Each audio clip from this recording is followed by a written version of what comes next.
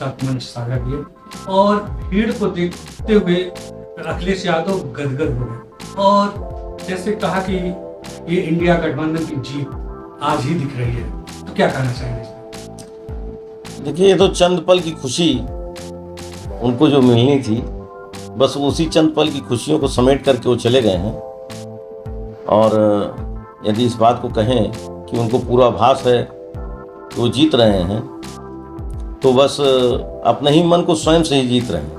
उससे बड़ी कोई और जीत उनको मिलने वाली नहीं है। जैसा कि उन्होंने कहा कि भारी भीड़ जन समर्थन प्राप्त हो रहा है इंडिया गठबंधन को, तो क्या करेंगे? इंडिया गठबंधन को भारी भीड़ यदि कोई कह रहा है कि देखने जा रही है, तो वहाँ पे जिसको भी रोक करके पूछा जा रहा है कि भाई कैसे आए थे, किसके समर्थक हो, तो स्पष्ट रूप से जो है जनता जवाब दे रही है कि भाई हमको तो पैसा मिला था, हमको आकर के इसमें शामिल होना था, हमने आकर के ज्वाइन कर लिया, अब जा रहे हैं।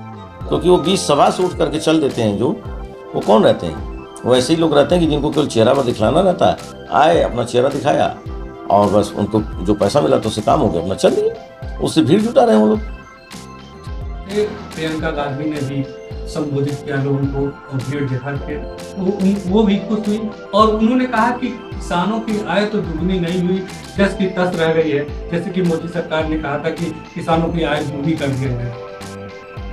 किसानों की आय निश्चित रूप से पहले से बहुत अच्छी हुई है।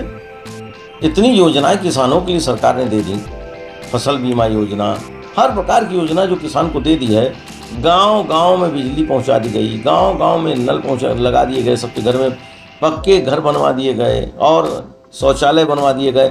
किन चीज़ों पे नहीं सरकार ने ध्यान दिया है? गांव में रहने वाले व्यक्ति, किसान हर प्रकार से समृद्ध हुआ है, तभी आज उसका इतना बड़ा रुझान भारतीय जनता पार्टी की तरफ है।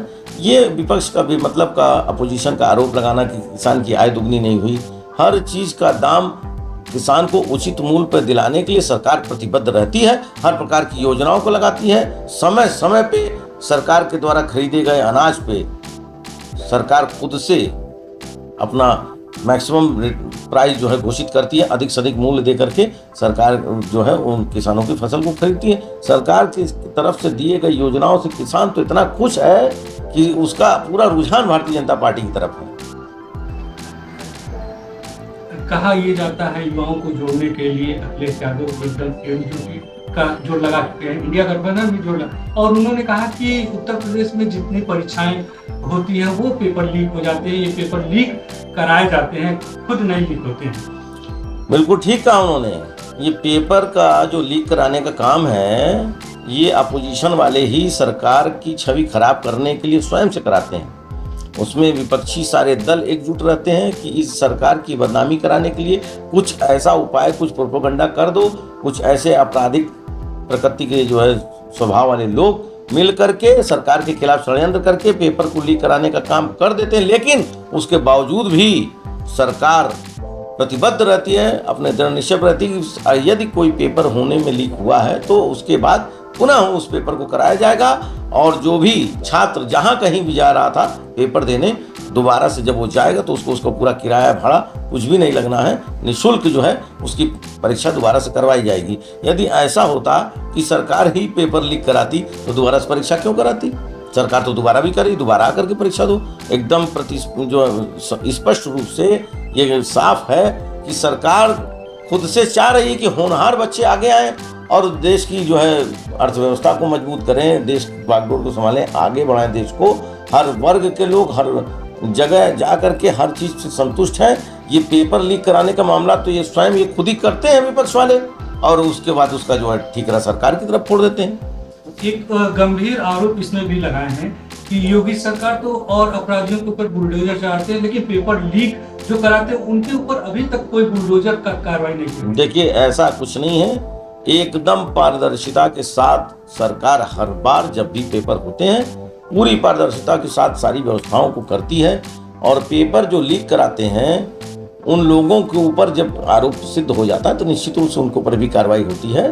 और ये तो जो पेपर लीक कराने वाला एक स्कैंडल चल पड़ा है ना, ये सारा का सारा रचित विपक्षियों के द्वारा ही है। ये सब कांग्रेस सपा बसपा वाले मिल करके इसमें सब शामिल होकर के एक साथ ये जो 26 अलायंस 26 लोग दल मिल करके अलायंस बनाए हैं, ये सब उसमें शामिल हैं। तो क्या सरकार कार्रवाई क्यों नहीं करती? अगर रुझान नहीं है कि अच्छी कर रही है, सरकार कार्रवाई क्यों नहीं? सरकार पूरी कार्रवाई करती है। आपने देखा होगा हर वक्त जो है उस चीज़ के ऊपर कड़ी नकेल कसी जाती है सरकार की तरफ से, और सरकार जो है उसके ऊपर कड़ा एक्शन लेकर के जो इस चीज़ में इस कुकृत्य में शामिल रहते हैं उनको दंडित किया जाता है। अखिलेश यादव एक और बात कहे हैं कि गोरखपुर को महाराज जी बाढ़ से बचाएं। बाढ़ जो है कोई किसी के बस की चीज़ तो है नहीं, लेकिन व्यवस्थाएं इतनी दुरुस्त कर दी गई हैं। यहीं पे हमारा हार्वर्ड बांध है, हार्वर्ड बांध को इतना मजबूत बना दिया गया कि अब कम से कम गोरखपुर में रहने वाले व्यक्ति को डर नहीं लगता कि रात में सोएंगे तो सवेरे क्या हम लोग पानी में तैरते हुए मिलेंगे। 2017 के पहले यही हार्वर्ड बांध था कि अचानक जब भी बरसात होती थी तो लोगों के मन में भय से सिहरन से कांप जाते थे कि अभी तो बंदा ऐसा तो नहीं टूट जाएगा, कहीं ऐसा तो नहीं पानी लीक हो जाएगा। कितनी बार ऐसा हुआ है, लेकिन जब से 2017 से हमारे आदरणीय परम पूज्य योगी आदित्यनाथ जी महाराज की सरकार बनी, उन्होंने बंधे का चौड़ीकरण कराया, बंधे को मजबूत कराया, हर तरफ से सराउंडिंग पूर्वांचल को बाढ़ से बचा करके रखने की व्यवस्था उनकी सरकार ने की है। मायावती जी भी जनसभा को संबोधित गोरखपुर में किया, उन्होंने भाजपा पे भी बहुत बड़े आरोप भी लगाए गए, कहा कि ईवीएम नहीं रहेगी, ईवीएम में गड़बड़ी नहीं होगा तो मोदी सरकार नहीं बनेगी। जैसे कि अब आदमी को एक चीज को देख करके भय लगता है, जहां सच्चाई के बोर्ड बंद होंगे, यदि वो चीज सही तरीके से पहुंच गई, काउंटिंग हो गई, तो निश्चित रूप से हर तरफ कमल ही कमल खिला हुआ दिखाई पड़ेगा। वो इस चीज को गड़बड़ी समझती हैं, जबकि सच्चाई तो ये है कि उसके पूर्व में देखिए बूथ कैप्चरिंग के मामले हुए, ईवीएम लूटने के मामले हुए, ये सब विपक्ष की सरकारों के द्वारा कराए जाते थे। जहां से उनको लगता था, इस बात का भय लगता था कि उनका प्रत्याशी आ रहा, तुरंत उस बूथ की कैप्चरिंग हो जाती थी, उस बूथ के जो पोलिंग मशीन रहती थी उसको लूट लिया जाता था। आज सरकार इतने मजबूती के साथ चुनाव लड़ रही है और चुनाव आयोग पूरी मजबूती के साथ सुरक्षा प्रदान करके एकदम पारदर्शिता से पोलिंग करा रहा है। निश्चित रूप से भारतीय जनता पार्टी की ही सरकार आएगी। ईवीएम मशीन में गड़बड़ी की बात केवल ये लोग इसलिए कहते हैं कि इनको इस बात का अच्छी तरह अंदाजा है कि पब्लिक का रुझान किसकी तरफ है। पब्लिक का रुझान जिस तरफ है उसकी सरकार बनेगी, और भारतीय जनता पार्टी की तरफ है पब्लिक का रुझान। देवतुल्य जनता एकदम हर हर महादेव का नारा लगा करके दनादन भारतीय जनता पार्टी के ऊपर बटन दबा करके भारतीय जनता पार्टी की सरकार बनाने के लिए जनता एकदम आगे आ चुकी है। और इसी तरह जो है, जो ये कह रहे हैं कि ईवीएम में गड़बड़ी नहीं हुई तो नरेंद्र मोदी जी नहीं आएंगे, क्या गड़बड़ी है? कहीं प्रमाणित करके तो दिखाएं। मुंह से बोलना और प्रमाणित करके दिखाना बहुत जमीन आसमान का अंतर है। मायावती की जनसभा जो हुआ है गोरखपुर में, तो इससे क्या प्रभाव पड़ेगा? दलित समाज क्या बीजेपी से कट जाएगा? कोई भी वर्ग, आप दलित वर्ग की बात करिए, दलित वर्ग तो इतना ज्यादा भारतीय जनता पार्टी के योजनाओं का लाभ उठा रहा है कि जैसे उन्होंने गरीबी को तो जैसे समाप्त करने का बीड़ा उठा लिया भारतीय जनता पार्टी ने, कि किसी भी घर में कोई भी गरीब भूखा नहीं सोएगा, अन्न की व्यवस्था की। किसी गरीब के घर में अंधेरा नहीं रहेगा, बिजली की व्यवस्था की। किसी गरीब के घर में पानी की कमी नहीं रहेगी, नल की व्यवस्था की।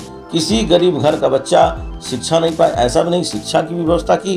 कोई भी गरीब आदमी अपना इलाज मुफ्त करा सके, उसकी व्यवस्था की। तो आप दलित वर्ग की कहाँ बात करें? दलित वर्ग का रुझान बिल्कुल भी किसी और नहीं है, केवल और केवल भारतीय जनता पार्टी की योजनाओं से लाभ पा करके, और धीरे धीरे वही दलित वर्ग अब शिक्षित होता जा रहा है। क्यों?